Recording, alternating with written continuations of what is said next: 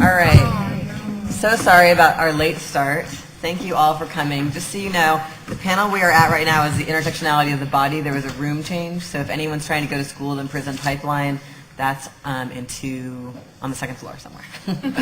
You all are here in the right place. Okay, good. I'm Dean Spade. Welcome to this panel. I'm not going to take much time with introductory remarks. I really want us to get into these wonderful presentations. I will say that, unfortunately, one of our panelists, Saru, is not able to be with us and became ill, so we'll be missing that presentation very sorely, but looking forward to the other four. I'm also going to spare you all long introductions because, again, I want us to have time for a good discussion at the end. I know that's sometimes been short at the conference so far because there's so much to say. So I'm only going to let you know the speakers and the school they're at. And we're going to go in the order that's in the program. So that's pretty much the whole story. I'm going to make sure the panelists know that I'm going to be handing you these time markers to make sure we stay in our 15-minute limits. And we're going to start with Julie Greenberg from the Thomas Jefferson School of Law. Good morning, everyone. We're up there right now. I'm just looking to start your PowerPoint here. Oh, I can do that now. Perfect. Good morning, and thank you all brave souls for coming out this early in the morning. I appreciate it. Today, we've got a diversity of topics that we're going to be discussing. My presentation focuses on persons with an intersex condition, often now referred to as persons with a disorder of sex development or a DSD. And I'm going to be focusing on how issues of intersectionality affect people with an intersex condition, and also what we can learn about effective ways to address intersectional issues based on some of the experiences that have gone on with individuals in the intersex movement and also the development of the movement itself. So how do you advance it? Can I have the keyboard and I'll just use the arrows?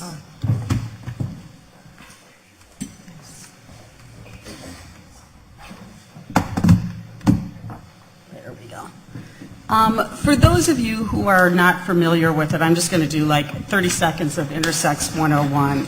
People with an intersex condition are people who are born with bodies whose reproductive systems or genitalia don't fit the male-female binary. So they've got some combination of attributes that we couldn't clearly define as traditional male or traditional female.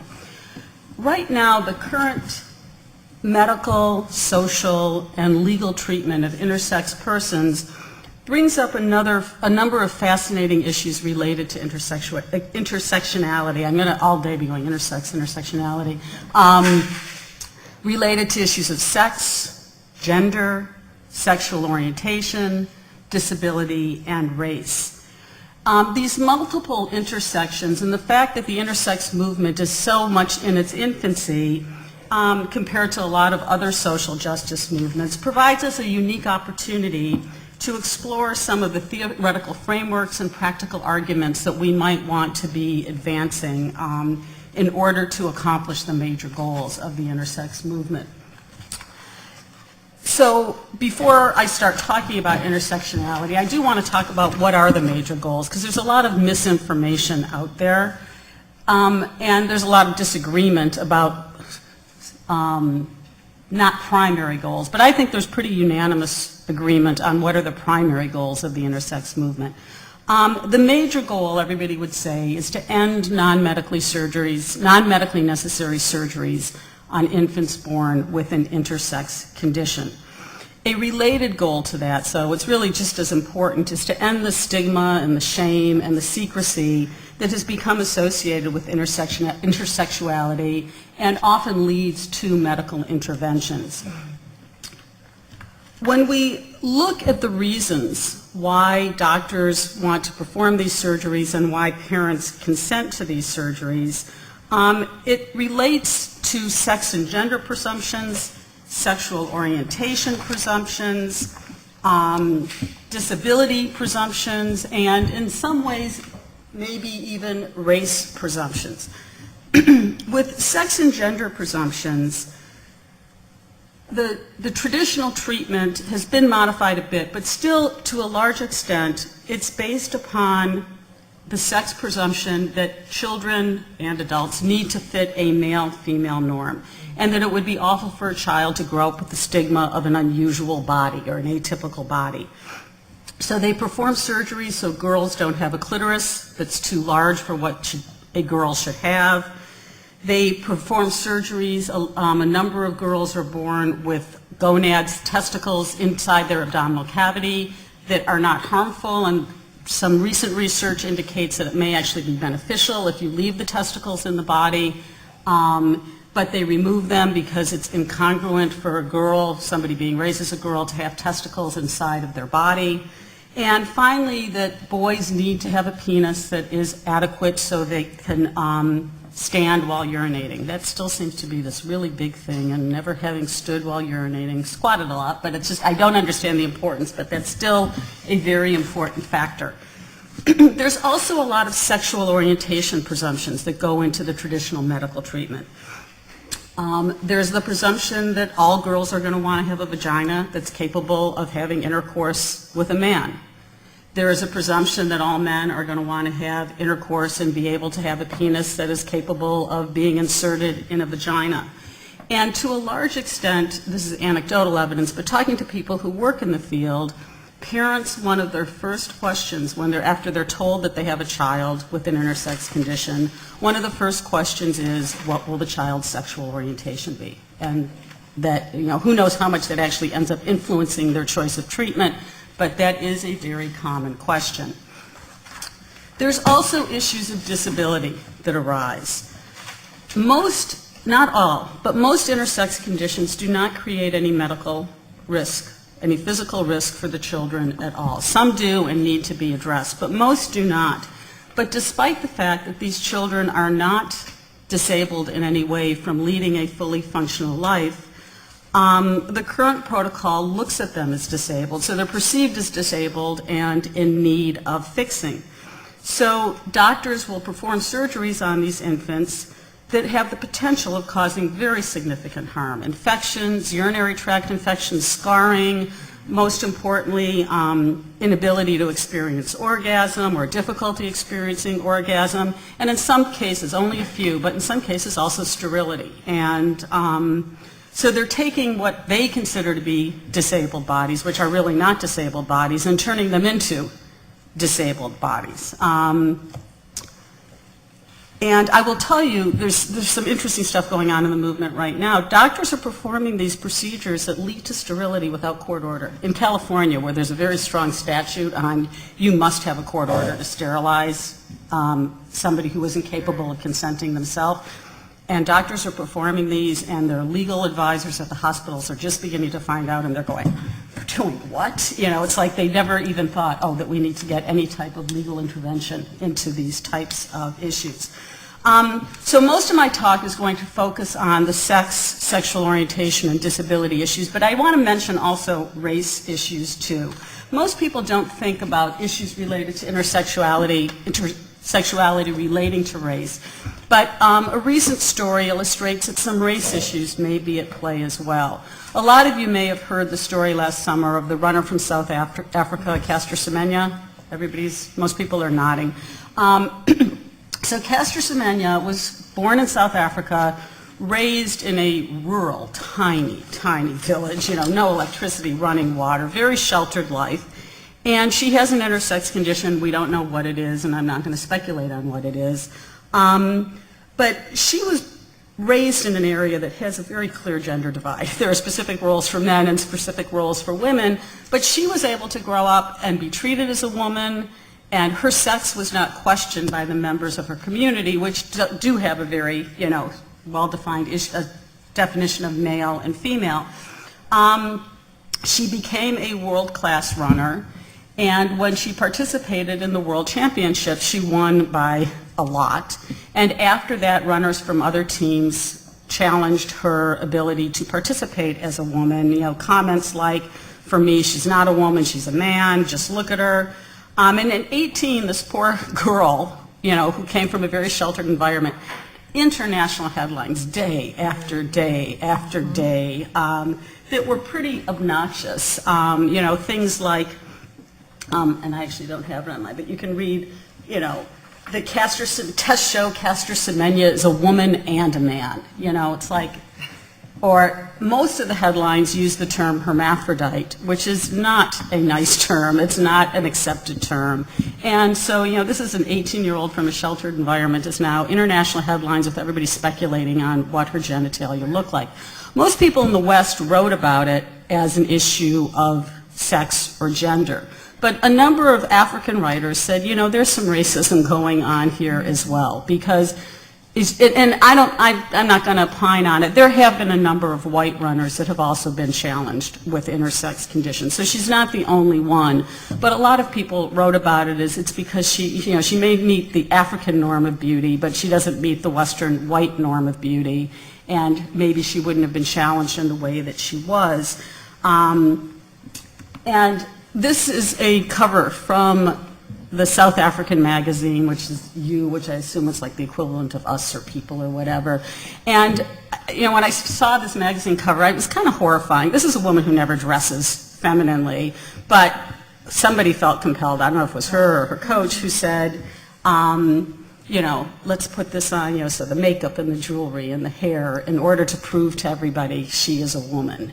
So I'll just let you guys decide what you think on that. So moving back to the issues related to sex, sexual orientation, gender identity, and disability. I want to talk a little bit about the development of the intersex movement, because I don't think a lot of people are very familiar with what went on historically, history being 10 years, and also what's going on currently.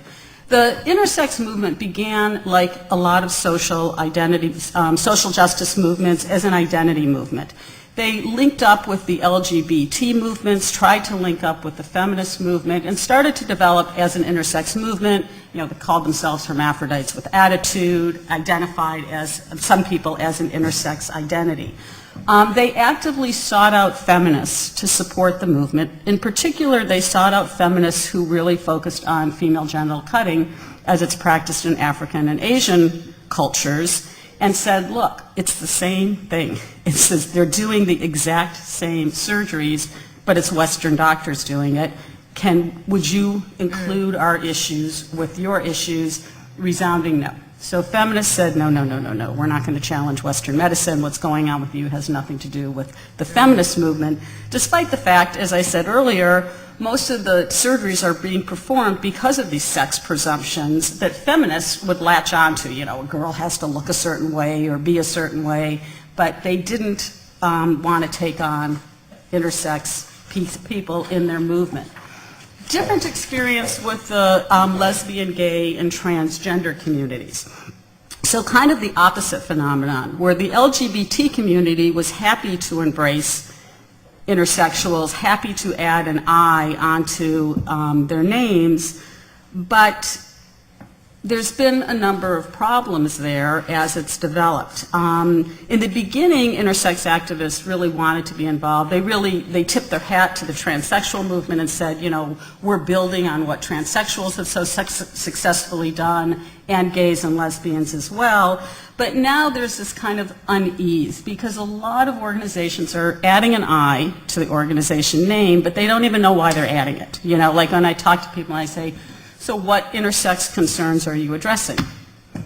You know, I don't know. You know, it's still the same-sex marriage movement and, you know, those types of issues. And so a lot of intersex activists are saying, don't add the I unless you know what you're adding.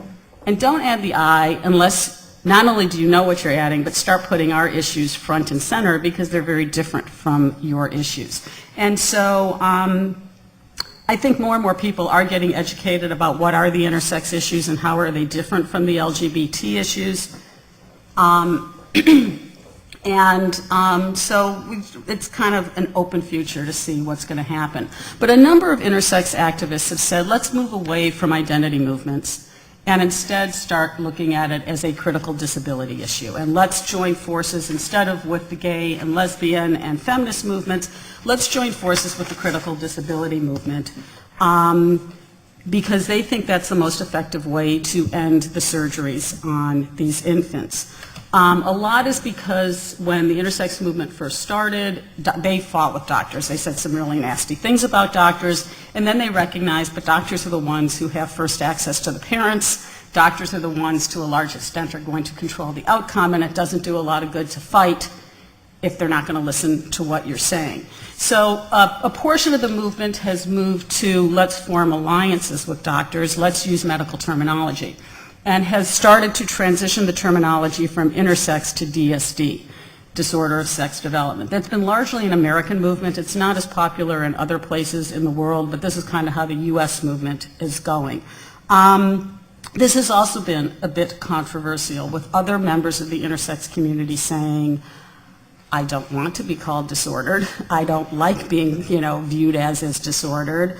I have a queer identity. I want to be identified with the queer movement. I have an intersex identity. I want us to develop as an intersex movement.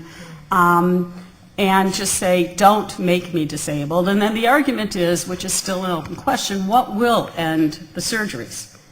If you call somebody disabled, the argument is, well, now you have to make them able-bodied, and so that should lead to more surgeries. So a lot of people disagree about what's going to be the best way to end these surgeries, and we're just going to have to see what occurs.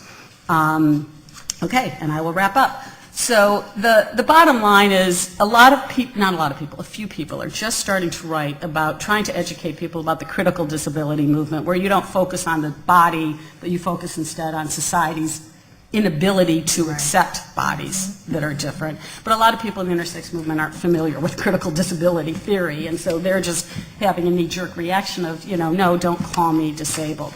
So I think the intersex movement, with all of the intersections that are going on that are so critical to people with an intersex condition, is struggling with how to frame its issues, what coalitions to build, and the one thing that I would say is just everybody who's working with this community or is concerned about the community needs to really think about what are these intersections and how can we be sensitive to the fact that there's issues in common but also issues that are very different.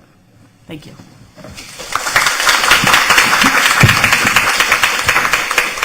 Thanks, Julie. Next, we're going to hear from Aaron Ramp from the University of Texas, San Antonio, who's in English. Can you all hear me? Okay. I do have some handouts that are at the front. If you are interested, it just kind of goes through I'm going to be talking about two texts, so just to avoid confusion, they're there if you want them. As body theorist Susan Bordeaux has observed, the discipline of the female body, perhaps the only gender oppression that exercises itself, although to a different degree and in different forms, across age, race, class, and sexual orientation, has to be acknowledged as an amazingly durable and flexible strategy of social control. Though internal and to a certain extent external identities are fluid, bodies are the places where aspects of identity will always converge. They have historically been sites of oppression, especially for African American females and Latinas, but authors like Octavia Butler and Marge Piercy offer glimpses of the way these female bodies can be powerful and resist domination. Octavia Butler's Kindred and Marge Piercy's Woman on the Edge of Time provide literature students with an opportunity to explore and critique through intersectionality the ways in which systems of control are inscribed on bodies, and specifically on bodies of color. Yet an intersectional approach also provides the opportunity to examine resistance and liberation as well. Written just a few years before the publication of Kindred, the Combahee River Collective Statement contains a salient definition of intersectionality, encompassing the multitude of interactions that combine to oppress individuals and groups. And I was excited to hear Professor Harris mention the Collective Statement on Thursday evening. In 1977, the women of the collective wrote that the most general statement of our politics at the present time would be that we are actively committed to struggling against racial, sexual, heterosexual, and class oppression, and see as our particular task the development of integrated analysis and practice based upon the fact that the major systems of oppression are interlocking. The collective recognized that people sometimes need to compete in what Angie Marie Hancock calls the oppression Olympics, where oppressions are ranked based on what group suffers the most, and Chetty Moraga also discusses this idea in her work. This mentality of placing oppressions on a hierarchy neglects the way in which categories such as race, gender, class, and sexuality are interconnected. An approach that ignores how and why these factors contribute to oppression dismisses the varied aspects of identity though this kind of approach is prevalent in English literature classrooms. While literature courses in many universities are moving away from the mentality that good literature must be written by dead white men, and of course that literature to be good also has to be written in English, too often with literary texts written by authors of color and GLBTQI authors, there is a tendency to invoke a singular focus. This is considered the unitary approach, which Hancock says serves to bind people into a political group based on a uniform set of expectations, and employs the mindset of a solidarity behind a single experience. In this way, attention is given to only one aspect of identity within a text. So for example, with James Baldwin's Notes of a Native Son, people tend to focus in literature classrooms on issues of race or issues of gender, not necessarily connecting ideas of class, gender, race, sexuality, and the oppressive nature of religion, things that really intersect to work to oppress Baldwin in this case. I'm not trying to imply that this unitary approach exists in all English classrooms. There's scholarship that leads me to believe that strides are being made, but my personal experiences, which began at a very large, very conservative university in Texas, and have led me to, thankfully, a more progressive institution where I teach and attend the program. We can do more. We can do more with our literature students and in our discussions about these texts that we study and kind of work to tear apart and put back together again in our discussions. Science fiction literature presents a unique opportunity to have these discussions. The genre can transport readers through time and space, in and out of bodies, and create alternate realities to explore issues that impact society in political, social, and personal spheres. It is a genre theoretically without borders. Also, science fiction has historically been a genre that critiques social and political regimes, systems of power and dominance, and more. And thankfully, there's much more feminist science fiction being produced. Octavia Butler and Marge Piercy make full use of the genre in their stories in order to document and investigate the abuses committed against African American and Latino women. Kindred's main character, Dana, is transported through time to endure the abuses, humiliations, and effects of slavery. Kindred maps Dana's time-traveling experiences from 1976 to pre-abolition Maryland. Dana is ripped through time when a distant relation, Rufus, calls her in a time of need. In her first experience, Dana saves Rufus from drowning only to have a gun pointed at her head for coming near the white boy. Her extreme fear in this situation acts as a catalyst for her journey back to the present, where her husband tells her that only a few seconds have passed. Each time Rufus pulls Dana back into time, he is older and reflecting more of the racist, violent behaviors of his father. He takes what he wants, including one of his female slaves. Alice, who is the slave, is given little choice in the matter, for if she does not submit to the repeated rapes by Rufus, she will face dire consequences, life-threatening consequences. The union between Rufus and Alice will ultimately produce Dana's line of ancestors. Rufus is manipulative and abusive in ways that tempt Dana to allow Rufus to die in more than one instance. On her final trip to the past, Rufus attempts to rape Dana. In this extremely violent scene, Rufus is killed, and Dana returns to the present without part of her arm, without part of her body. In this way, she can never disconnect from the ways in which she was oppressed and traumatized as a slave. Legal issues and civil rights should also enter into the discussion within a context of a literature classroom covering Butler's text. Dana is pulled back to early 19th century Maryland after the Fugitive Slave Act of 1793 was passed, authorizing the arrest of any fugitive slaves and fining those who may have assisted these fugitives. In 1807, a law was passed in Maryland that no free African Americans could enter the state legally without paying a hefty fine. If the fine went unpaid, the free person could then be sold. There was even a Maryland law controlling how many dogs African Americans could own if he or she were free. This is not even touching upon the Virginia slave laws of 1662 that stated that children born to slave women follow the condition of their mother. A law that conveniently ignored the violence and rape experienced by slave women at the hands of their master and overseers and enforced the perpetuation of slave population by slave women. Though English literature classes are not necessarily history courses, it's imperative when reading Butler's text to examine how the law held no justice or defense for slave men, women, and children. These issues impact Dana and all those around her when she's pulled back in time. Unable to control her time travel experiences, Dana struggles to acclimate to her early surroundings in a time when her race, her gender, and her literacy put her body in extreme danger. Dana's body manifests her gender, making sexual assault and rape a constant possibility. She is a black woman in a time when slaves were considered chattel. Dana is also an educated body, able to read and write, which are abilities that whites consider dangerous for slaves. Dana is threatened at gunpoint and brutally beaten, nearly raped twice, and forced into servitude because her body has been pulled back into a time and a location where atrocity of this sort are far too commonplace. Dana's body becomes the site of oppression, and ultimately it's the only tool to help her escape. Only when her body is in the most danger is she able to return to 1976. Her final time travel experience leaves part of her body in the past when the rest of her body returns to the present. As she fights for her life and struggles to find her way back to her own time, Dana returns to 1976 missing part of her arm. Butler reveals that the missing part of Dana's arm has been left in antebellum Maryland, as though to signify the extreme trauma inflicted on Dana's body and certainly on all slave women's bodies. But Dana fights, she resists, something slave women did do, as pointed out by scholars like Bell Hooks, Angela Davis, and Deborah Gray White. Time, place, race, gender, and education all intersect on and within Dana's body, creating a constant state of control and danger for the character. Kimberly Crenshaw describes the need to account for multiple grounds of identity when considering how the social world is constructed. And when these elements are ignored within the realm of literature courses, the manifold and complex systems that operate to oppress women of color go unquestioned and therefore silenced. Marge Piercy's Woman on the Edge of Time, like Kindred, explores the intersection of aspects of identity like race, class, gender, and even mental stability. In A Nightmare of Foucauldian Proportions, the Chicana main character, Connie, is incarcerated in a mental institution and constantly under nearly panoptic surveillance by her hospital personnel. She is placed here after attempting to save her niece from the violent beating by a pimp. Connie is brutally knocked unconscious, taken to the mental hospital, and admitted against her will. Upon her entrance into the hospital, Connie is initially dragged and restrained so that she shifts in and out of consciousness without any ability to any ability to navigate her different realities.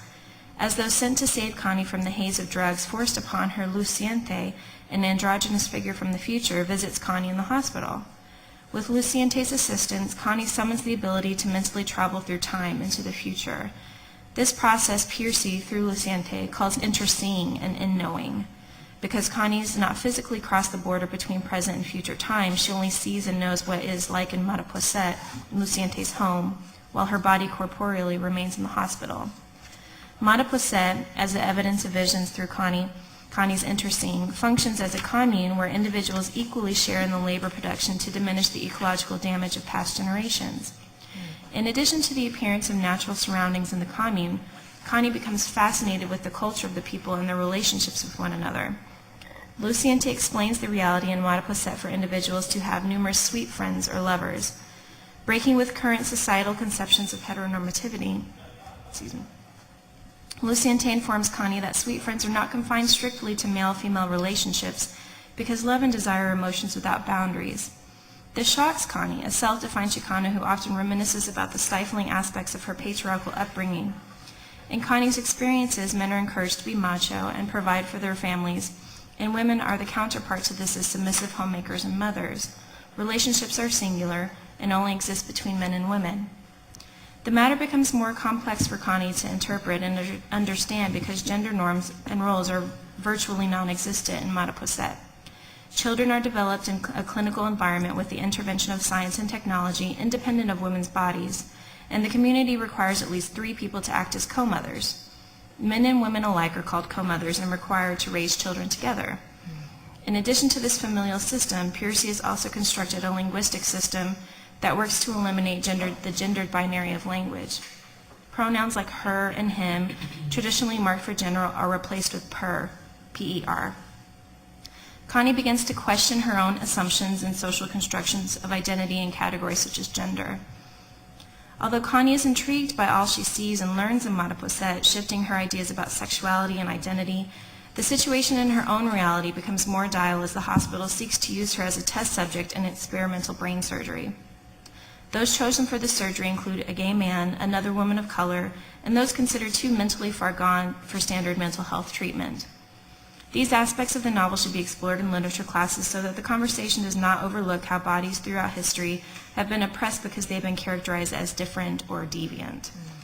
Individuals of color, as well as gay and lesbian populations, have historically been targeted for experimental surgeries and research. Studies have been conducted to change a person's sexuality through electric shock therapy and lobotomies, to control a woman's reproductive abilities through sterilization, an issue thoroughly examined in Dorothy Roberts' Killing the Black Body, or to ultimately neglect and abuse bodies of color in clinical studies. And here I'm thinking of things like the Tuskegee experiment. As the author of Woman on the Edge of Time, Piercy explores the shifting realities between present and future and what differences might occur in a future devoted to and invested in the disruption of the binaries that control current society in the United States and beyond. The audience may be simply reading the musings of a mad woman, but Piercy constructs Connie and the members of Mattapoisett and their realities in such a way that it no longer matters if Connie is actually experiencing any of it. Connie, whether through a drug-induced haze or through the actual experience of interseeing, visualizes what could be and ultimately knows that her only option lies in her resistance to the brain experiments that are being conducted on patients within the mental hospital. Mattapoisett and her experiences there lead her to activism against the oppression of the hospital that confines her body. She creates a plan to escape, to free her body, and Piercy leaves the audience hoping that Connie is successful, that the character's time in the hospital does lead to change. The works of Butler and Piercy are useful from an intersectional perspective because they write about how the struggles and dangers are connected to the bodies of her characters. Dana's life is perpetually in peril because of her education, her gender, and her race in a time and location that allows her body to be controlled. Connie is locked away and identified as mentally ill, suffering the consequences of a system that strips her of her rights and experiments on her body. Thankfully, though, Dana and Connie survive their trials not in spite of their bodies, but because of them, because of their experiences and actions. Bodies have historically been sites of oppression, especially for Latina and African American female bodies, but Butler and Piercy offer a glimpse of how these bodies can resist. Students who are offered a space to both learn about and apply Kimberly Crenshaw's theory of intersectionality to literature and their own lives are able to look beyond singular systems of domination and instead see how oppressions interlock. I close with a statement by Audre Lorde, a member of the Combahee River Collective. It is from a speech delivered at the Second Sex Conference in 1979, and she reflects how differences, how diversity can be powerful. It's from her The Master's Tools speech. Within the interdependency of mutual, non-dominant differences lie that security which enables us to descend into the chaos of knowledge and return with true visions of our future, along with the concomitant power to effect those changes which can bring that future into being. Difference is that raw and powerful connection from which our personal power is forged. Thank you. Perfectly on time. That is like a true skill. Give me some of that. Okay, our next speaker is Marcia Dawkins from Cal State Fullerton. Thank you. I don't know what department you're in. Human communication. Human communication. Thank you. May I have the mouse? Which one? The mouse? Thank you. Sorry. No problem. You should just will the slides. I know, right? If only I had that power. Sci-fi. Oh, this is interesting. More close. Let's see. Nothing will close.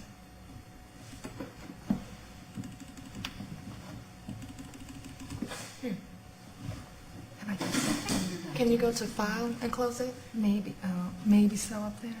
No, it seems to be frozen. Let's try. Oh, okay. I'll take it.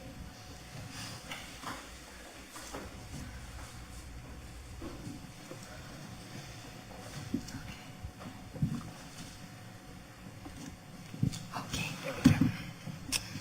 Okay, good morning, everyone. Thank you so much for being here with us bright and early in the day. And I also want to thank our moderator and these fine panelists for giving me so much to think about this morning and hopefully beyond.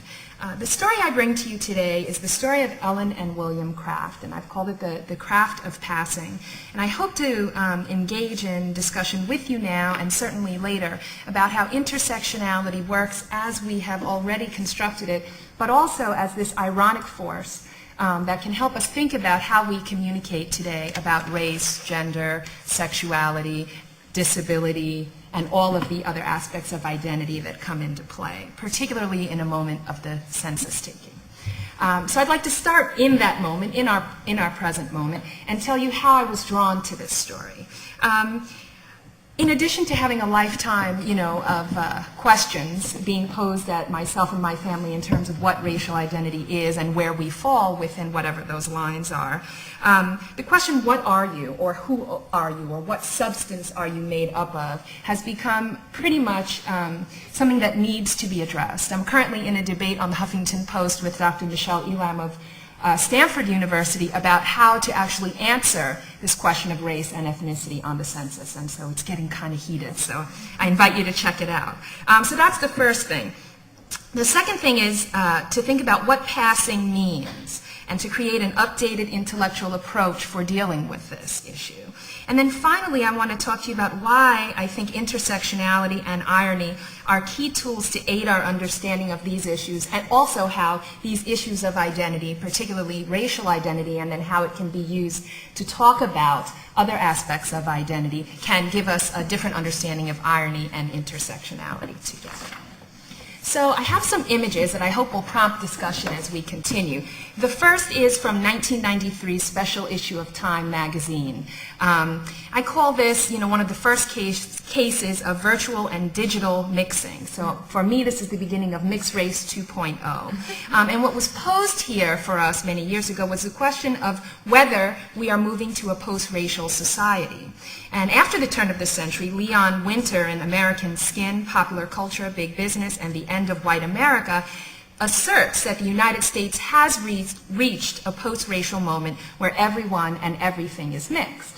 The interesting thing is then when we look at images like this one, like the one that followed it in 1994 on Mirabella, the problem, I've already told you that I think it's a problem. I should have said the issue is, right, that this digital mixing has decontextualized who these people actually are, where they might come from, and then provides us this easy way to say, hey, we're post-racist, much in the sci-fi way that you were discussing in your talk. So here's a statistic for you based off the 2000 census, which is that, since we are supposedly now in this post-racial moment, according to our mainstream media, only 2.4% of our population did identify as mixed race in the Census 2.0, and that those who identify as either black or white only are least likely to check more than one box. So of all of the various permutations we can have for being multiracial, if you fall within the black-white paradigm, you're going to pick one or the other. This is not news. Apparently it was news in 2000. It really isn't news, and I'll tell you why. So I want to pose it this way and then take you back in time to think about how perhaps we can come to understand our current racial moment a bit differently. So we have our president now, Barack Obama, who is for many a symbol of hope and progress, and seems to be, and it seems to me that a moment of resolution has been found in his identity as part of a larger story about intersectionality, passing, checking a box or not, and what all of that means. But in order to understand that moment of resolution that we may have reached, and you all are open to disagree with me, and I'd love it if you did, we must dig deeper into related cultural moments of the past. So the moment I've chosen to share with you today is part of my book manuscript called The Craft of Passing, the story of Ellen and William Craft. And I'd like to read to you a little bit of how they were marketed. They were a tag team performance duo during the years of abolition, and William Wells Brown was, if nothing more, their literary agent. So prior to their first speaking engagement, William Wells Brown published excerpts from the story I'm about to tell you in William Lloyd Garrison's famous abolitionist newsletter, The Liberator. Wells Brown wrote the following report on the 12th of January, 1849, from Pineville, Pennsylvania. Dear friend Garrison, one of the most interesting cases of the escape of fugitives from American slavery that have ever come before the American people has just occurred, and under the following circumstances. William and Ellen Craft, man and wife, lived with different masters in the state of Georgia. Ellen is so near white that she can pass without suspicion for a white woman. Her husband is much darker. He is a mechanic, and by working nights and Sundays, he laid up money enough to bring himself and his wife out of slavery. Their plan was without precedent, and though novel, was the means of getting them their freedom. Ellen dressed in man's clothing and passed as the master, while her husband passed as the servant, and in this way they traveled from Georgia to Philadelphia. They are now out of the reach of the bloodhounds of the South. On their journey, they put up at the best hotels where they stopped. Neither of them can read or write, and Ellen, knowing that she would be called upon to do so at hotels, etc., tied her right hand up as though it was lame, which proved of some service to her, as she was called upon several times at hotels to register by her name. In Charleston, South Carolina, they put up at the hotel which Governor McDuffie and John C. Calhoun generally make their home. Yet these distinguished advocates of the peculiar institution say that the slaves cannot take care of themselves. They arrived in Philadelphia in 4 days from the time they started. Their history, especially that of their escape, is replete with interest. They will be at the meeting of the Massachusetts Anti-Slavery Society in Boston in the latter part of this month, where I know the history of their escape will be listened to with great interest. They are very intelligent. They are also very young. Ellen, 22, and William, 24 years of age. Ellen is truly a heroine. Yours truly, William Wells Brown. And then he goes on to say, and by the way, I'll be at all of these following speaking engagements with them where you can buy my book. Okay, so I wanted to, at least by way of that introduction, introduce you to Ellen and, in a moment, William Craft. And I want us to really think about what it means for someone to transform herself from the left to the right image. This is where the issue of passing comes in. When the Crafts told their story, they described it as one of racial passing. And as the literature has revealed, it's just never that simple, right? So when I think about intersectionality, I think about passing kind of like a baseball field. So you've got the passer here at home plate, and you've got these questions. What are you? What are you going to do? What is it that you want? How are you going to deploy your identity being pitched to you? And so the passer, with his or her baseball bat, sends it out to different audiences depending on a different result. So if you believe the identity, for instance, that the passer is projecting, Ellen as Mr. Johnson in this case, then many would say you've been duped. Okay? If you have an understanding that things might not be what they seem to be, then you'll be at, I guess, what for you would be third base, right? You'll be an in-group kind of clairvoyant, and this language comes from Amy Robinson in the field of English. And then what I've added from the field of rhetorical studies is this idea of the secret audience, which would be all of us here today talking about this, anyone at their speeches, Ellen and William themselves as they're in character. And so what I want us to think about with this idea of playing with identity as a series of intersections is how passing and how Ellen and William Craft were able to deploy their identities in multiple ways and across multiple intersections. And so in that case, their passing becomes a strategic use of social resources, which I'll talk about in a moment, a response to individual and collective discrimination and exclusion, a way to attain socially sanctioned outcomes through interpersonal and performative communication strategies. And finally, you can see the bias here in communication, right? A communication exchange based on synecdoche and what I call the visibility bias, which for me makes passing at the very least a biracial or multiracial issue rather than simply a racial issue. So in my work, I redefine passing, at least in the case of the Crafts, by calling it biracial, and that's where intersectionality comes into play. In terms of identity, experience, discrimination, political, and multiracial aspects. So when a person of mixed race takes a part of him or herself to represent the whole, that's in communication what we would call synecdoche, right? When audiences then, at first or third base, right, take that whole with which they're presented and use it to represent that person, that's what we call metonymy. And if you can keep that image of the baseball field in your mind, it's really a set of intersectional transactions. These intersections are about a whole host of things or ranges or continuums, if you will. The first and most obvious being, since this was an escape from slavery, going from south to north geographically and physically. If we're going to talk about race and the color line, it's going from black to white, and we might even want to argue that point. Certainly going from male to female in Ellen's case and thinking about how her fashion was used to aid in this aspect. And then thinking about class as well, how this past demonstrates a flow of cultural and economic capital. Other things that have been touched on here this morning that I want to point out are also usually not talked about with regard to Ellen and William Craft, and these are issues of ability and rhetoric. First of all, in terms of ability, right, gender and race become physical disabilities. So first, Ellen decides she's going to pose as a white man. Okay, well, she can't just be any white man, right? So then she has to be wealthy. Then she can't just be a wealthy white man traveling without any company. So then she has to have a slave, which is where William comes in, right? And then, you know, it just continues to compound itself, and so the disguise or the product of Mr. Johnson becomes more and more complex and complete.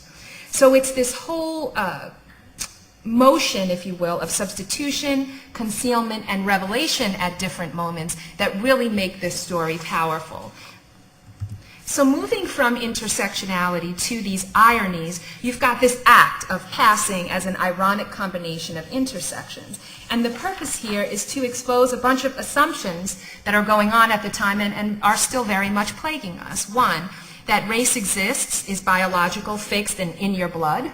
Right? So Ellen was referred to as this white slave, that even though her blackness, for lack of a better word, was not visible to the naked eye, was still evident in her social condition and life chances.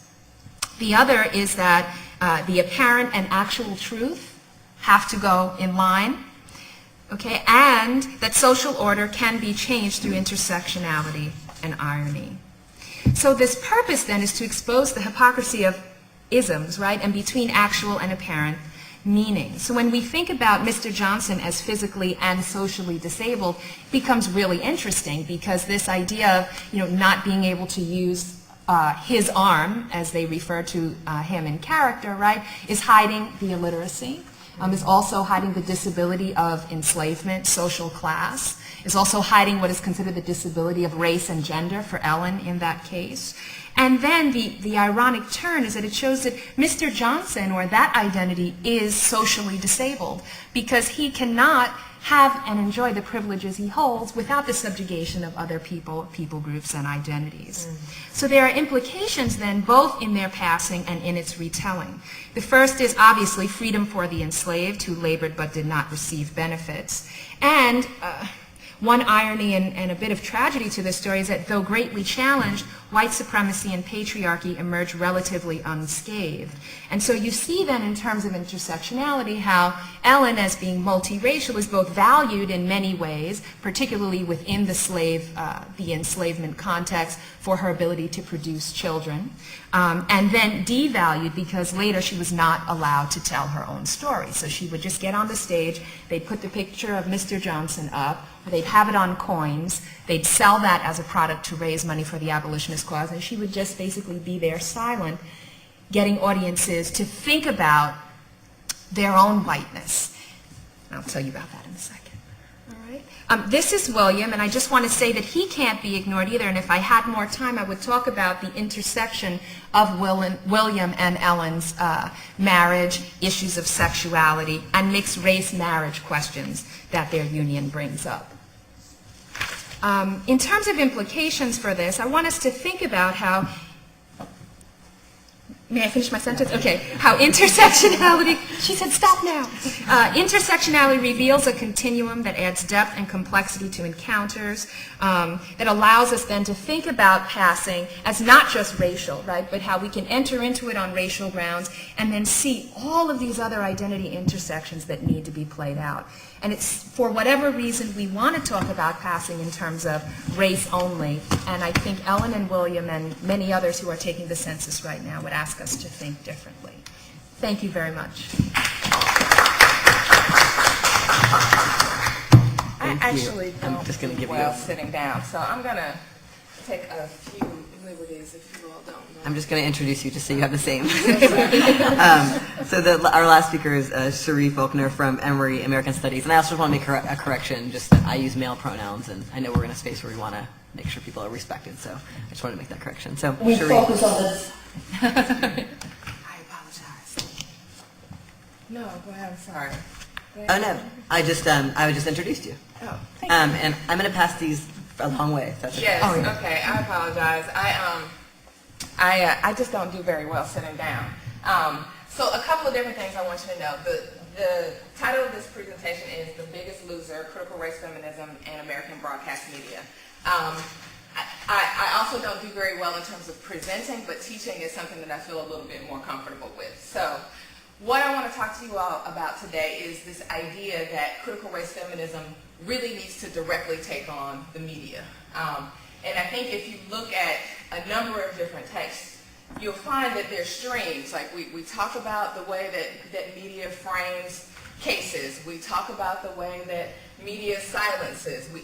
But there hasn't necessarily been a sustained focus on the way that the media functions to affect the way that we interact with one another. An important text that I want to begin with is Patricia Williams. Right? I think the text of Metro Broadcasting Inc. versus FCC, regrouping in singular times, which she told me last night the editor was Barack Obama, which I was like, that's pretty sweet. Right?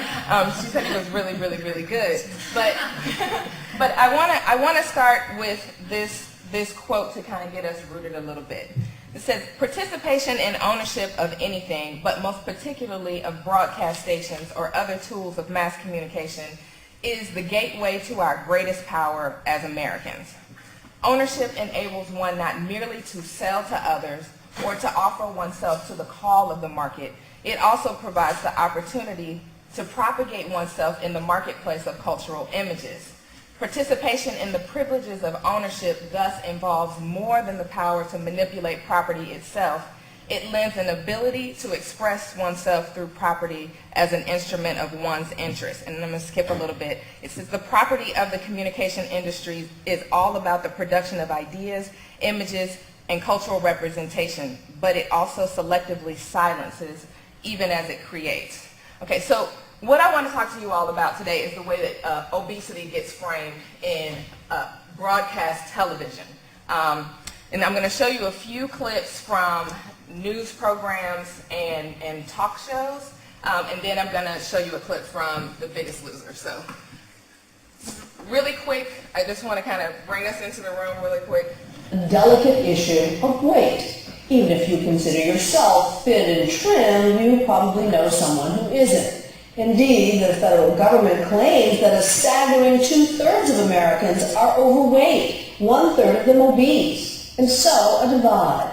On one side, critics who say the obese are not just killing themselves, but burdening society. On the other, those who say thin doesn't necessarily mean healthy. When we tackled the topic at Cooper Union's historic Great Hall, Juju Chang moderated our face-off. Is it okay to be fat? Well, the CDC says 16% of children in the United States are obese. This summer, we followed a girl from North Carolina on her changing journey.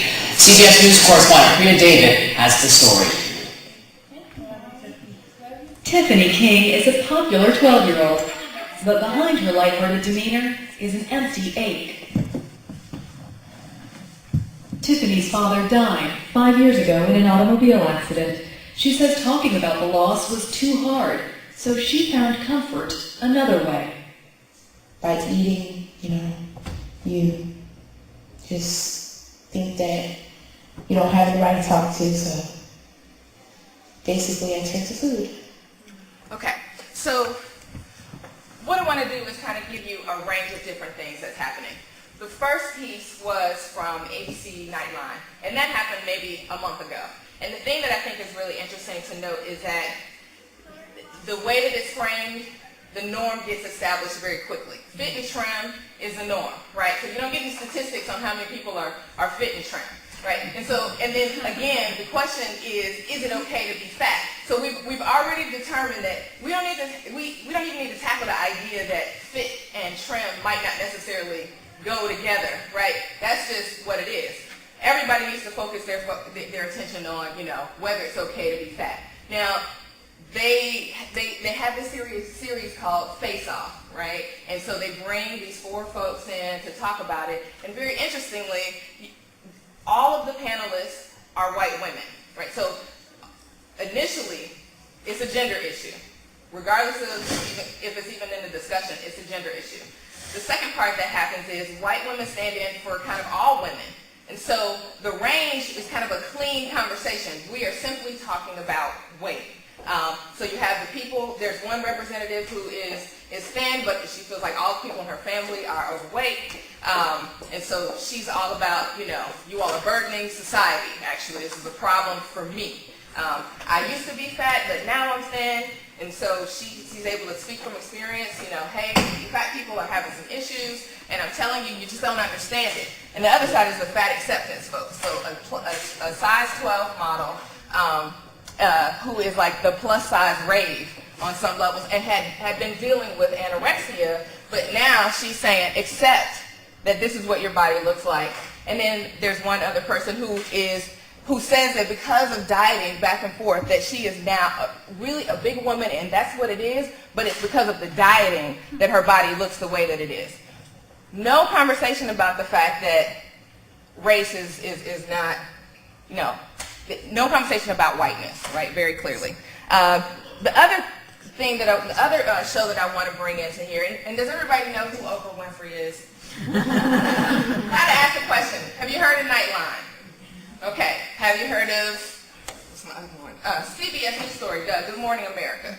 Okay. So it's really important to think about how the popular, whether we watch these shows or don't watch these shows, kind of infiltrate the way that we deal with particular issues. Okay. So CBS News, the story of Tiffany King.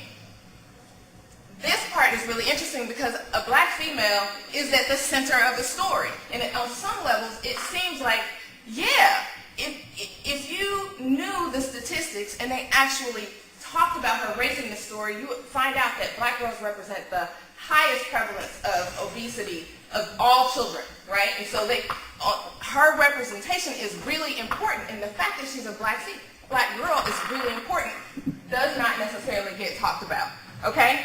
Another instance, Oprah Winfrey has, last year, 2009, Oprah Winfrey has all of these children on to talk about childhood obesity, and she says, what are you hungry for?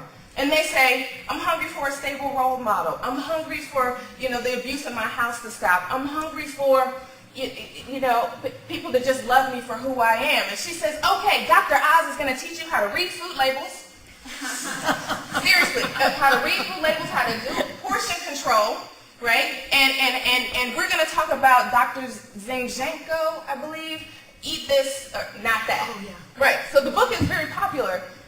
No attention to the fact that these kids have said, I have issues that really need to be addressed. That doesn't necessarily happen. So switch over to The Biggest Loser. Anybody know about The Biggest Loser? Okay. Anybody watch The Biggest Loser? You do? No. Yeah, yes. Okay. So, but does anybody know the premise of The Biggest Loser? What's the premise? Lose weight and win. You lose weight fast and win, right? Okay, so the problem with that situation is that whether you watch it or not, it doesn't matter. We all know, lose weight fast and win. What does that do in terms of our psyche? So this is an area where I think we also need to see what's being done for those of us who don't watch it. Having contestants that are bigger than we've ever had before, because that's what's going on in America right now. Go! What we're hoping to achieve this season is tell America that, yeah, you know what, a tragedy in your family may have occurred, but how can you take these tragedies and turn them into opportunities, giving people a second chance at life? Amanda was on national television in front of millions of people wanting this spot. You got this spot, Amanda. All these people watching you, what you've gone through, what you are going to be going through every single day. There are heroes in this room. That's what you think about. Heroes. 5, 4, 3, 2, jump. Bob definitely looks really nice on TV. He's not nice. Jump, Rebecca. How much do you weigh, Rebecca? 279 pounds, Rebecca. You go to Julie, and she's just like you see on TV. Let go of now! How you see the show? Bananas. Okay, this is bananas. No, Liz. Oh my God. Welcome to The Biggest Loser, Shay. What are you thinking right now? Shay is the largest contestant on the show. Well done, aren't you, Shay? 6, 5, Danny, let go. Shay, get the up. I knew coming into this I would be screamed at, I would be yelled at. And that's something I don't do very well. Shay, stand up tall. Now. Nothing can prepare you for that moment when you feel like you have nothing left to give. Get the right now. Come on, bro. You can do it. Just keep moving. Shay, listen to me. I'm bored with the pathetic story. It bores me. Get on the ladder. Come on, she's 476 pounds. There's a story. There's this whole story that she's got playing in her head. Who she is and what she can do, and it's the fat, pathetic loser. I'm not going to co-sign the shady bull crap. Okay, so I know that was a lot, right? But I think for the fact that we know that The Biggest Loser is very popular and people are aware of it, they don't necessarily know some of the details of what's being done in the show. So first of all, there's this kind of colorblind ideology going on. That's number one. Second of all, the justification for how you can treat people is shifted a bit. I mean, in a very disturbing kind of way. And then the other piece of it is that the consumption, right, is built in so that the stories that the individuals are telling is only about connecting with the audience, right? You being able to see yourself in that person or say, I don't want to necessarily be that person, I need to be on my game. But in terms of whether these people's stories matter in the narrative of The Biggest Loser, they don't. Right? And so this is what I'm saying is concretely a problem. The flip side is that I offer that Precious Jones from the movie Precious, or even specifically from the book Push, if you've read it, that she offers a disruption. And the reason why she offers a disruption that's very different than what happens with Tiffany King is because she drives the narrative. Right? She is the one that's telling you how she's feeling, what's going on, and her story is front and center. So intersectionality, embodied intersectionality, doesn't necessarily work if you don't have the story at the forefront.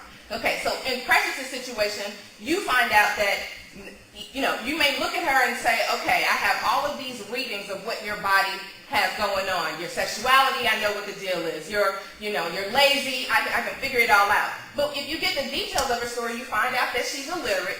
You find out that she's been abused since she was a child by both of her parents. You find out that she's been pregnant twice.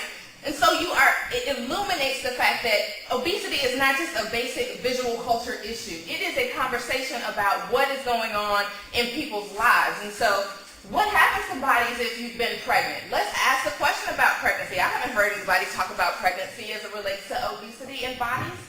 Let's talk about what happens in terms of abuse. Let's talk about how poverty functions. It forces you to deal with the structural issues that come up in the story in a very different way. Yes, wonderful. Okay, and so I want to bring this back around again because I didn't necessarily get to the conversation about consumption and how that works. But I want to come back to William's quote to talk about the power of mass communication and the silencing of black female voices. Shamade Smith, who has a book called Shaded Lives, talks about the fact that black women and black women's stories are very much so absent. Very much so absent. Even if their bodies are present in mainstream media, they're very much so absent, and they're absent because they're disruptive. The reason why they're disruptive is because they actually say there are concrete things that need to be dealt with, and I actually can decide that I love my body. Like, I know that I can have health at multiple sizes or different sizes at different weights. But you also now see, and this is what kind of messed up my presentation, Michelle Obama, the Surgeon General, and now the head of the Robert Wood Johnson Foundation testified, and they're saying, hey, actually, we're going to change the conversation. We are going to focus on the things that are actually affecting people as opposed to just the visual. We're not going to do the Biggest Loser thing that says, just get smaller, right? That's the only way you're going to have access to rights is if you get smaller. The only way you're going to be able to avoid this discrimination is to get smaller. When the reality of it is there's so much more to this conversation than that. So I argue that critical race feminism absolutely has to get involved in directly targeting media, the way who has ownership, the way that stories are being told, the way that the pedagogy of mass consumption drives everything, regardless of what our stories are.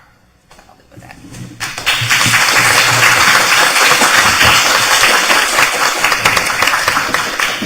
Thank you all so much. This has really been a truly stimulating panel, really excellent papers. And I want to just go ahead and give people an opportunity to start asking questions from the audience or panelists to ask questions of each other. And I think that they're taping everything, which is why they have these mics. So if you have a question, you're willing to come to the mic, that will make sure that people who aren't here can hear what you said and what the heck these people are responding about. So don't be shy. I have a question. I mean, how much do you think the media could be influenced? I mean, clearly the biggest loser sells. Yeah, and it What comes you're on talking every about- week, right? It's like, even if you wanted to forget about it, it's there always. I guess the thing that I think is that one of the best ways to target media is to not necessarily deal with them directly, right? Look at the areas where we do have power. The best way to get someone to think about media differently is to affect how they might read or receive it, right? And so instead of saying, there's an understanding that people have multiple readings, that we don't all see the same thing when we look at it. But if we are actually targeting particularly young folks, because that's who I do my work with, if we are targeting young folks to have conversations about the things that they say really do matter, then when they read the media, I think they'll read it differently because they're coming from a more empowered space within themselves. But you know, when you're dealing with consumerism that drives our media, which is different than other places, different than other countries, there's no room for that. You are supposed to feel less than constantly in order to feel like you have to purchase and buy, that you can, you know, buy your way into the mythical norm, right? So, you know, I don't think that you go after the big industry. I think you go to the people who are closest to you.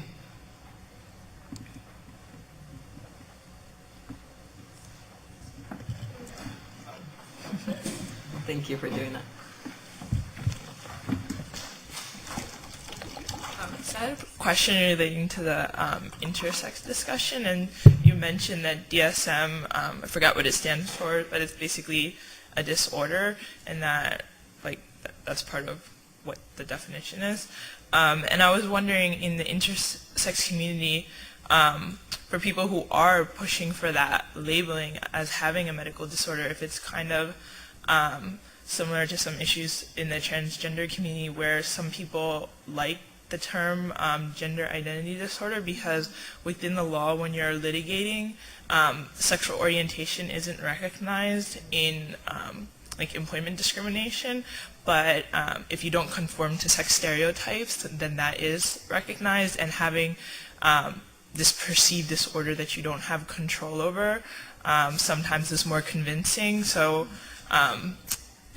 it's kind of like you have to denigrate yourself in order to get basic rights, and I was just wondering if there's that kind of discussion going on. It's a great question. I'm going to let Dean add on to this because he knows this field. As far as the intersex community, DSD stands for Disorder of Sex Development.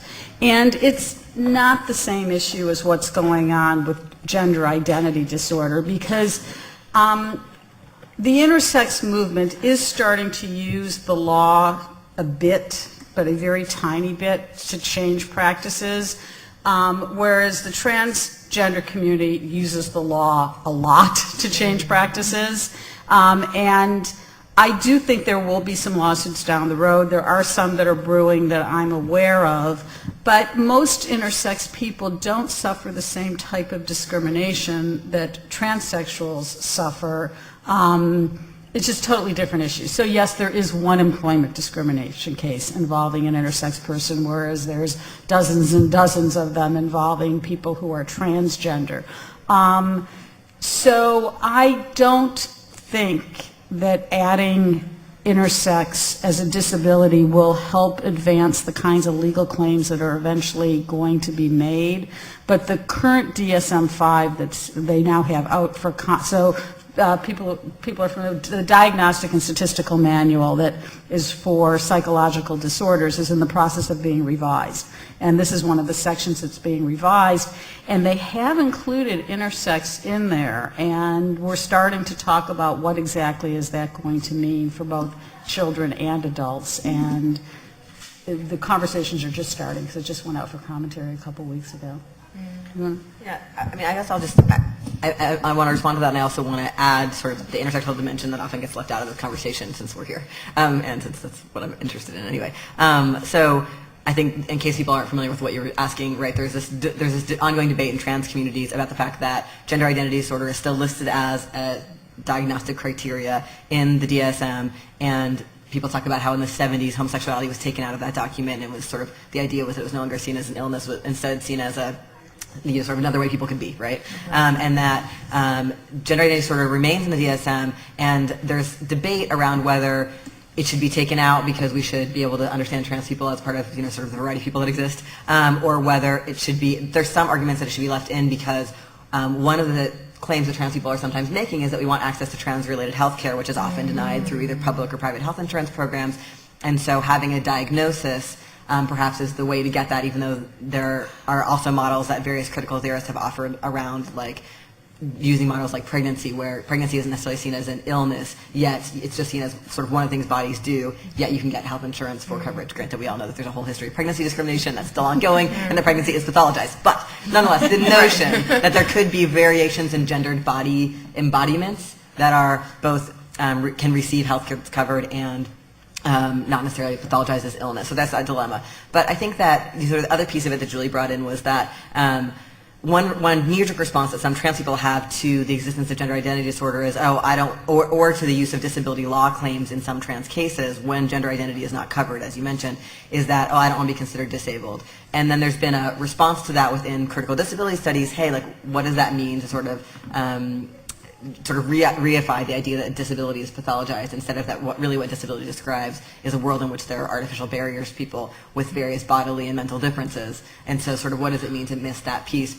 I think that what's really interesting to me in the critique of medicalization and in this debate is the ways in which certain theorists are bringing race and economic justice questions to the center. So one of the things a lot of us who center our work in poverty law and in racial justice look at is how how the medicalization of trans identity has been an opportunity for doctors to do a lot of racially specific evaluating of trans people, right? So the norms of proper masculinity and femininity that individual doctors hold trans people to, when doctors are the gatekeepers who get to either write you a letter and saying, yes, you are trans for purposes of getting medical care, for purposes of changing some legal document, the norms they hold trans people to are white norms of masculinity and femininity. So there's all this history in the gender identity clinics throughout time where they would only allow white people to go through the clinics or to transition because, and there's a quote from one famous clinic that, well, we don't let the Puerto Ricans in anymore because at the end they still look like fags. Like this kind of thing, right? Where so you can imagine, because white femininity and masculinity are the norms of our culture. So the medical gaze always has inherited in it. And when you set up a situation where trans people's bodies are under surveillance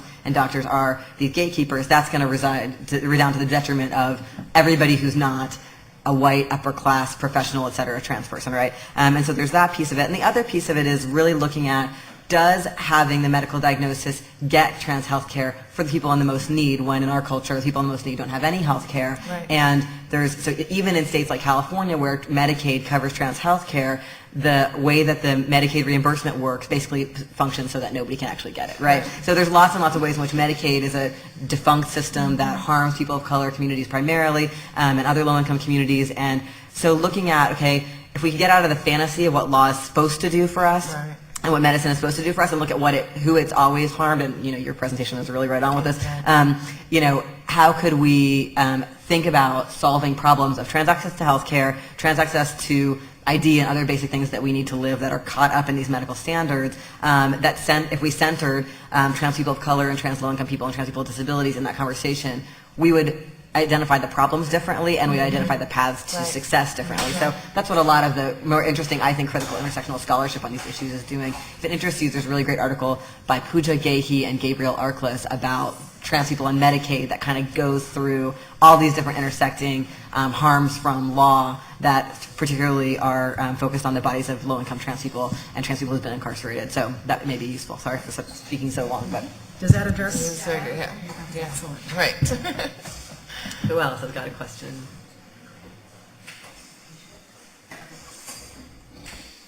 I wanted to stay on the topic of medicalization, and I was wondering if that concept would be helpful in your work, because I think there's been some good debate about the extent to which categories like overweight and even obesity are kind of claiming certain forms of causation that might not, or that might be correlations, but might not actually necessarily medically be causations.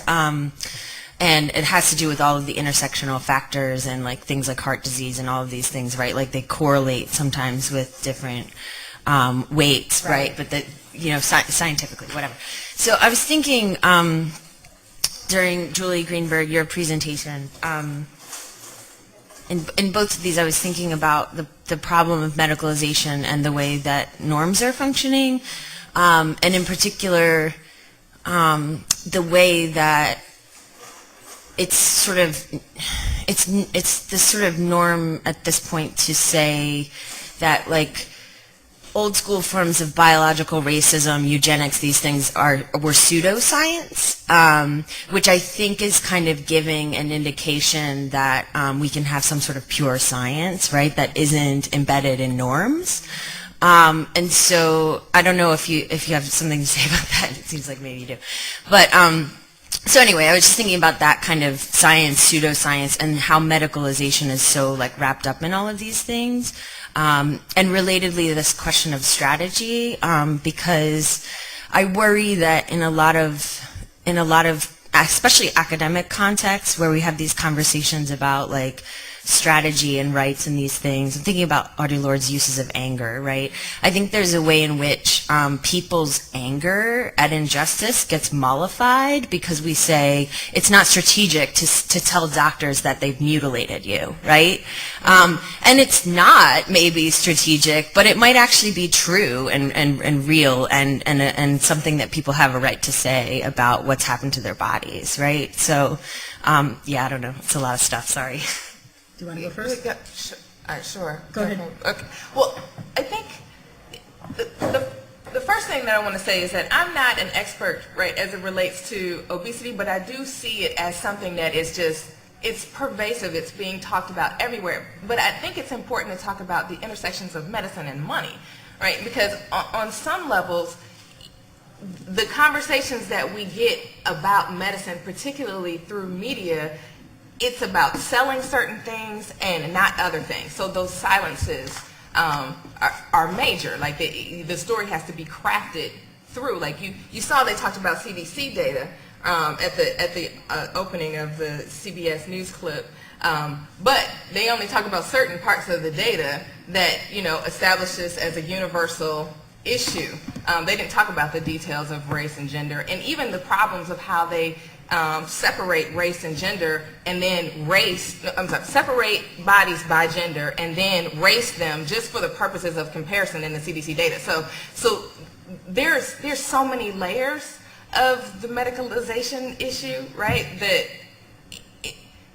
I don't know. I fear getting caught up in those details, because that's not the conversation that people end up having regularly. But when you start talking about health insurance, I'm talking to my cousin and my aunt last night, and this idea that well, I can have gastric bypass surgery because my insurance covers it, right? And so, or if I tell this story in this way, my girlfriend trying to figure out how to have a breast reduction, right?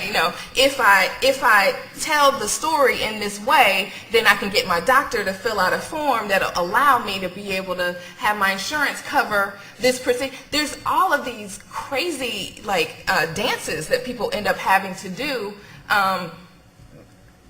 Right, because what I'm asking about, I think, is those sort of forced discourses. Right. Right, and people only talk about that with their crew, right? They're not talking about that I would say in public forums. How can we hold medicine and science accountable? Right. Yeah. I don't know if this directly answers your question, but it kind of takes both of your questions together. There is something going on in the intersex movement where they are kind of harnessing the anger, and I think this is going to be the lawsuit that may be one of the first lawsuits brought. So in the name of normalization, when a woman has given birth to a child that has one particular intersex condition, there's like a 1 in 8 chance that later pregnancies that the children would also have this condition. And doctors are now, and I'll say they're experimenting, and they can administer in utero a drug that will normalize the genitalia. It doesn't address the condition, and the underlying condition can actually have some significant medical risks to it. And so they're not addressing the medical risks. They're addressing, let's get this kid born with normal genitalia so they don't have to then cut, which they didn't have to do in the first place. And the horrifying thing is there's only a 1 in 8 chance that the later pregnancy will have the condition, but they can't test for it. They're just giving these moms Dex in case. And that's how important it is. And I think that may result in a lawsuit, and it is definitely harnessing a lot of anger, and this is just starting like in the last month or so, where a lot of intersex adults are saying, okay, we're taking on the medical establishment, and it's becoming, much more combative. So again, there's a lot of different groups doing different things and different approaches, but that one's really generating a lot of anger and I think directing people. But there's controversy. People within the movement, again, are splitting on it. I wanted to just add, I actually wanted to ask you, if you wanted to weigh in, because I think of the issue of the census and racial classification is very steeped in medicalization and scientific study of racial classifications, and I feel like your pieces are rich, so well, if thanks. you wouldn't mind.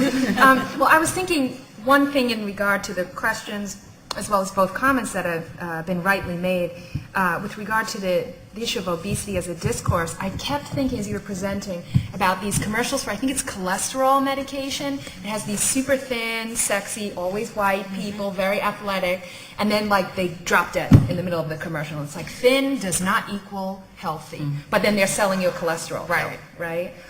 So I thought that might be interesting to juxtapose with some of the images that you have. And then you got me to think about the idea of medicalization and mixed race. And I remember this narrative of a good friend of mine who teaches at Loyola Marymount, who he's given me permission to mention this story.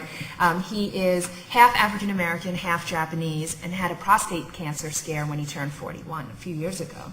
And if he hadn't been allowed or hadn't insisted on checking all boxes that apply on his medical forms as well as on the census, they would have missed the strain of prostate cancer that he had. Because African American men, from what I've learned and done a little research on, get it early in life, but it's very curable, almost a non-issue if caught in the right amount of time. Asian American men get it very late in life, and it's almost always fatal. Treatment doesn't work at all. So he was, with the severe strand early, and if he hadn't been able to check both, what would have happened? They would have not even tested him for one or the other strain. So this idea that, it's not very politically correct to say that there are some biological issues attached to race or mixed race in this way, but it's true. And so when we get back to these issues of racist pseudoscience, right? Certainly, craniology, I would argue, falls under that camp. But when it comes to issues like, this type of disease and these types of diseases, there's really something more to, I think, checking all that apply. I think it's painted as, for many like Dr. Elam, it's just painted as you want to identify yourself in a new and different way and take resources away from communities of color that need it, when it's really not necessarily about that at all. It's about getting health care and other things that are necessary. So I don't know how that fits, but your comments reminded me of those two things. There was someone else with a question. Actually, lots of questions. Oh, yay. People. So we'd like to see. We had our coffee. Yeah. My question deals with passing. Do you actually think that a lot of people understand when you talk about passing? Because I come from an era I'm 61 years old, and I come from an era, if you have one drop of black blood, then you are considered, from my era, my mom and dad were Negroes, then they were African American, then they were black Americans, which they said, oh, heavens no. And then they were African Americans, and they said, oh, we're not even African, okay? And some of the DNA tests are showing that a lot of African Americans are more Euro Americans than African Americans, but color is what comes up. My question is, it was never told to us, and maybe it was unspoken, that you could check more than one box. But in my lifetime, it's always been, if you are, and even though I knew my grandmother was white, if you are mixed blood, then you say, I am African American, I'm a black American, and that is how, on the census, it's been for 61 years for me. So this is excellent information for me because I need to pass it to my children and my grandchildren so that they can reap the benefit. And I just think the word passing is something I hadn't heard in a long, long time, but I think that a lot of people don't even understand what it means when people look a certain way and they can pass. I think you're right, and you are the same age as my dad, so I understand very well the constraints. If I'm going to be a communications geek, you know, the constraints of your communication context with regard to race. I mean, and this has been an issue, you know, I'll put myself out there. This has been an issue for our family over time. So, you know, when the census guy came, I'll never forget this. I was like 12 years old. So the census guy comes to our house, big mistake, right? So starts talking to my parents, and, you know, my father is very much like you, African American and Scottish, and his grandmother was Chinese. They did not know what to do with that, so they said, well, we'll just go by the mother. She looks kind of white. Not the case. Cuban and Syrian. So communist terrorists, right? So, you know, what do? So they wanted to mark us as, what was it? Either white, non-Hispanic, what? Because of the Syrian, or Hispanic, nothing else. And my mom's like, well, I didn't gestate these children on my own, you know, so first of all, that's not accurate, let alone you're missing my husband's piece. And there are health issues. Asthma is more prevalent among African Americans, you know, all of these things that we've talked about this morning. So no, I don't think people understand, and that's kind of when I first got sensitized to this issue. And poor census guy, she gave him tea and cake afterward, but he had a hard time in the Dawkins household. And then secondly, I get a lot of flack, as all of you, I'm sure, in, you know, these peer-reviewed processes that we go through, and for my book, particularly from African Americans. And my dad and I have had a lot of talk about this because it's that move that, well, you're trying to get away from these negative stereotypes of what it means to be black or African American, you know, in society. So the idea that I try to raise is that you can not only pass as white, as we kind of have as our cultural norm, but that you can pass as black as well. And so to destabilize this hierarchy and say, hey, either way, you've been passing as black, I would argue, if this were an argument, right? And, you know, the peer reviewers are not having that. So it's this process of, you know, where do we go from here? It's not a kind of, you know, to some degree, yeah, we're all mixed race and great for us, but on the other hand, what are the real health and public policy implications of this? I think it's often read as a, you know, identity wish list.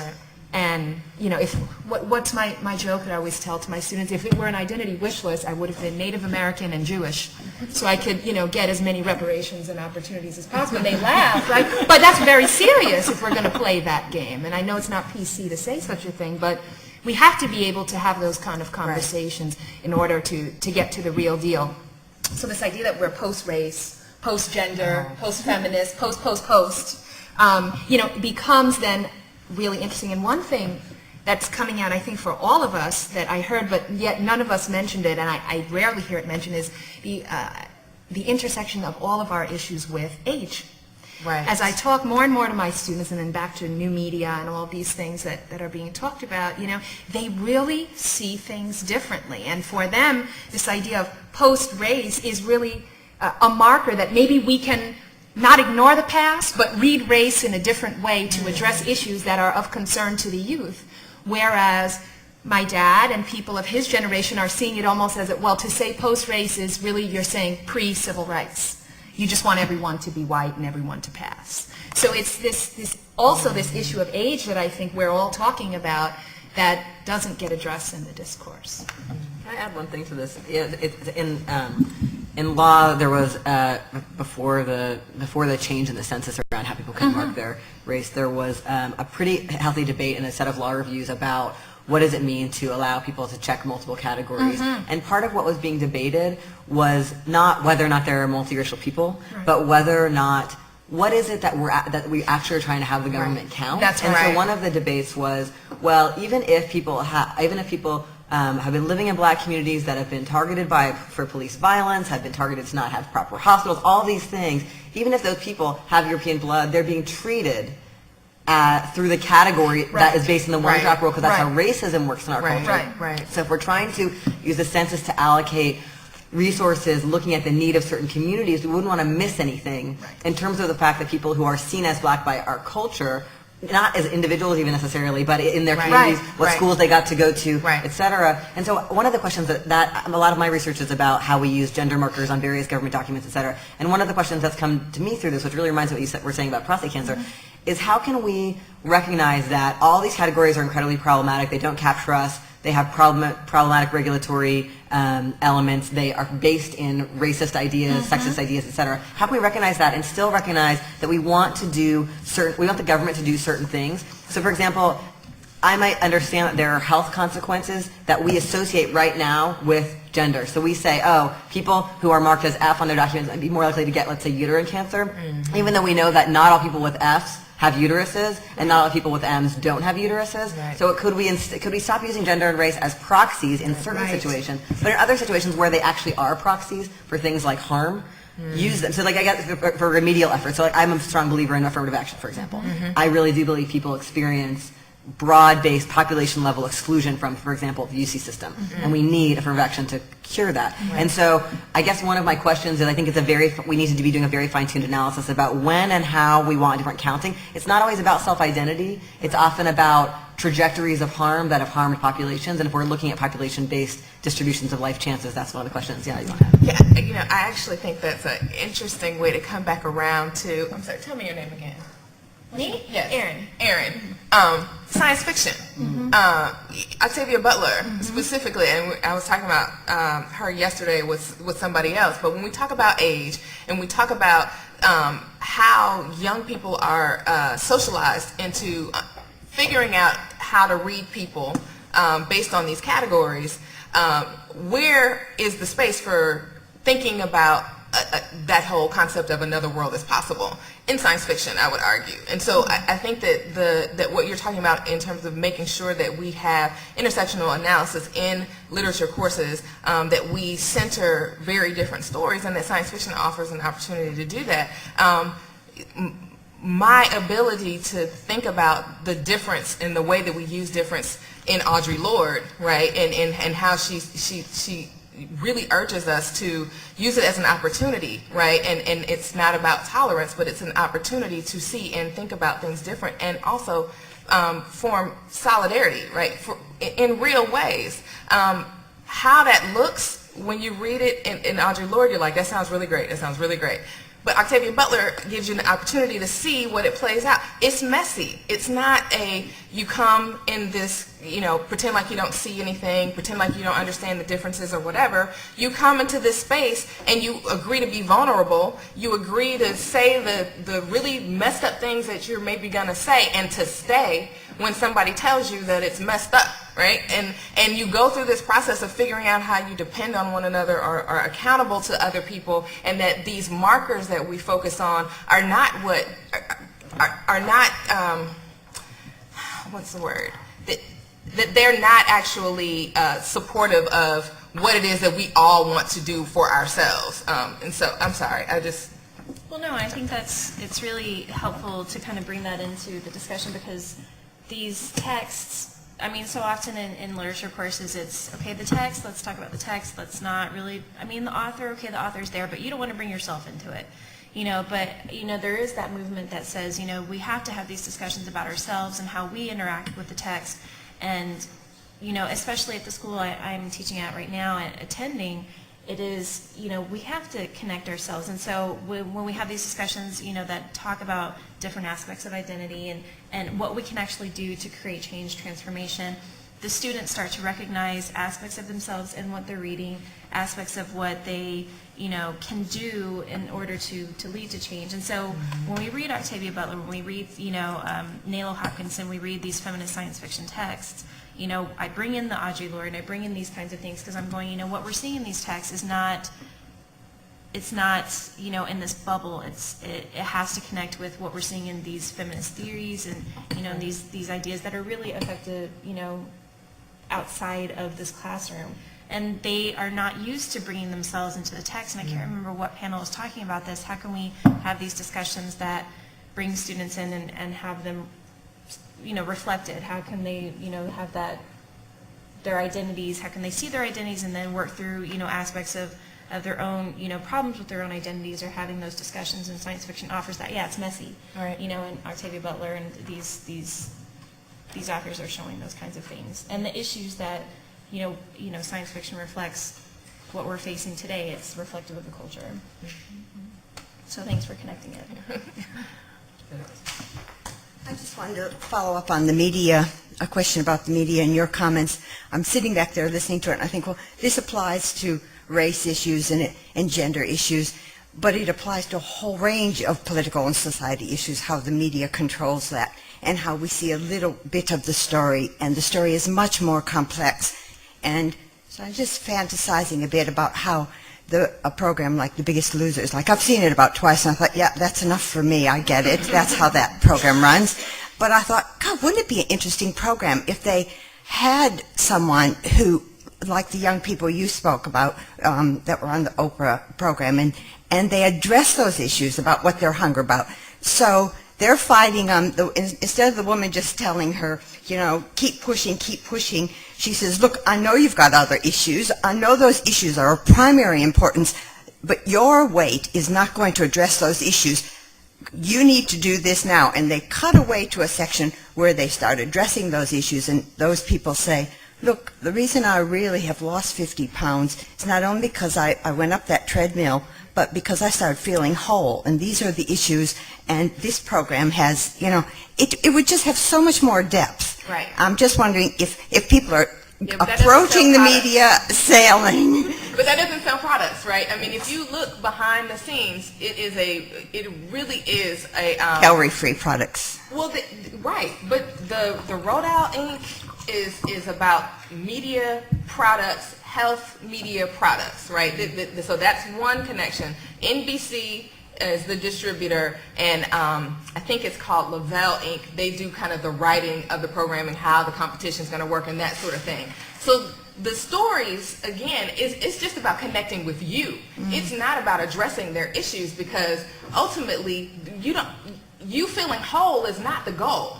You feeling like you constantly need to be striving no matter what weight you are is the goal, and that you need to buy this book, you need to get this treadmill, you need to get The Biggest Loser workout tapes, you need to, like literally, if you felt whole, it wouldn't work. Yeah. Right? So the goal is not for your wholeness.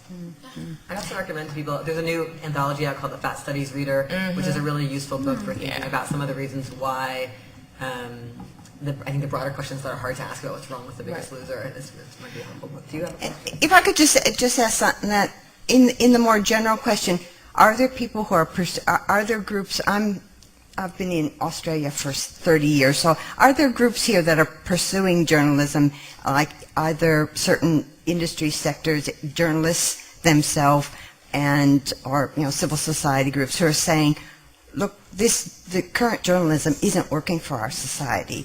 It's compounding the problems. Are there people are there activists who are definitely? I mean, I think there's a thriving media reform movement happening in the States.